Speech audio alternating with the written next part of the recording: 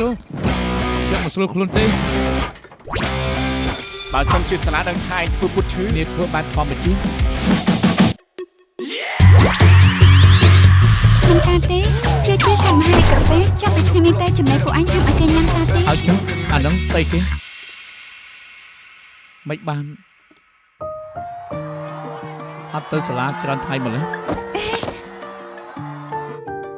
ថ្មីនេះគឺខ្ញុំយល់សប្តិអាក្រក់បានន័យថាម៉េចយល់សប្តិឃើញឯងក៏បៃតងមានប្រអប់សម្បត្តិក្រាមទឹកខ្ញុំចង់ទៅផ្ញើសម្បត្តិមួយទៅបានខ្ញុំចង់សួរឯងធ្លាប់ខកខ្ញុំក៏អត់ឯងមហារីកាហ្វេមែនតាមពិតខ្ញុំរកប្រាប់ការពិតទៅគ្រប់គ្នាហើយបើសិនចែងស្រឡាញ់អាជាឈប់ខកនាងទៅឲ្យខ្ញុំជឿឯងរបៀបម៉េច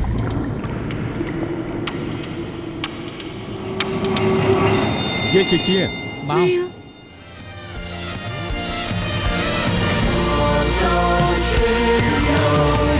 ំមិនដឹងអនាគតដូចជាអ្វីដែលខ្ញុំសម័យដែរឬក៏អត់ទេតែពេលនេះវាល្អហើយខ្ញុំពិតជាសង្ឃឹមថាពេលវេលានឹងឈប់នៅពេលនោះមិនមែនជាពេលនេះក៏មិនទៅអនាគត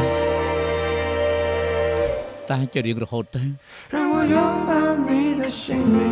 走下去